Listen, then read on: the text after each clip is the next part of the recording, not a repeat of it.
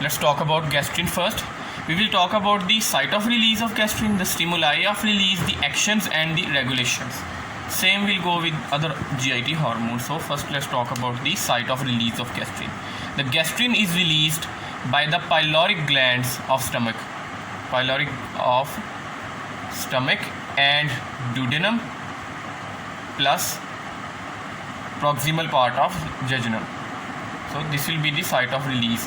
The pyloric glands of the antrum of the stomach, the duodenum and jejunum. Next thing that we need to talk about are the stimuli of release of gastrin. Now gastrin is released by the stomach, so most of the time the stomach is involved in the digestion of proteins. So first of all, the gastrin is released by the presence of protein in food, the distension of GIT. If the GIT wall is distended, then it will lead to the increase in release of gastrin.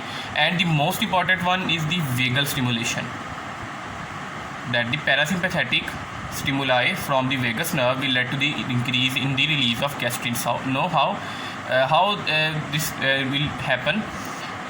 As you all know, the vagus nerve release acetylcholine. These acetylcholine led to the release of gastrin releasing peptide. This gastrin releasing peptide will then lead to the increase in the release of gastrin.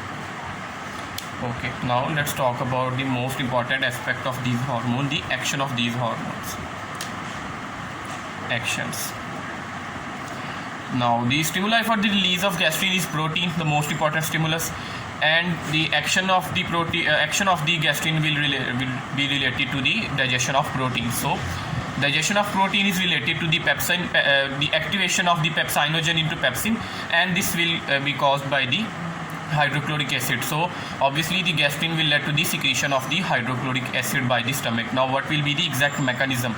I have made another video about the mechanism of secretion of hydrochloric acid, and I will not be going into detail. You can check it out, and the link will be provided in the description. Just for a review, that how the HCl is released by the action of gastrin. Basically the gastrin acts on the enterochromaffin like cells. These are the cells that are closely related to the gastrin releasing cell, that is the the oxyntic cells or the parietal cell. So the gastrin acts on the enterochromaffin like cells, and these cells release the histamine. These cells will release histamine, and then histamine will act on the parietal cells, and these parietal cells will release the HCl. This HCl will in turn lead to the activation of the pepsinogen into pepsin and the digestion of proteins eventually. Now the action of gastrin also include the increase in growth of gastric mucosa, of stomach, and it will also. Now this action is just very mild. Even some books mention that this action is not present. So in Guyton and Hall it is written, so it increases the activity of pyloric pump of the stomach. Pyloric pump of the stomach is the action by which the stomach empties its contents through the pyloric sphincter into the duodenum. So in this way it will lead to the increase in the motility of GIT. Now I am repeating, this is just a minor action of gastrin. You can skip it at all. Now another action of gastrin is that it causes the intestinal phase of gastric secretion. That accounts for 10% of the gastric secretions. Now what is the intestinal phase? The intestinal phase of gastric secretions is the phase that is caused by the presence of food in the stomach, in the small intestine. This food present in the small intestine, this chyme present in the small intestine led to the secretion of HCl by the gastric juice. Now let's talk about a very important concept related to clinical and also related to Viva and SEQ point of view, that how a gastrin is regulated. What is the regulation of gastrin? Now gastrin is regulated in a typical negative feedback pathway, that the product of the reaction inhibit the same enzyme or the same hormone in this case. So as the product of the or the action of the gastrin is the acid HCl, So obviously the HCl present in the stomach will lead to the decrease in the release of gastrin. So it will act as a negative feedback regulator of gastrin. So now what will be the exact mechanism by which this acid led to the decrease in the formation of gastrin? Basically, acid acts in two ways. First of all, it will lead to the increase in the release of somatostatin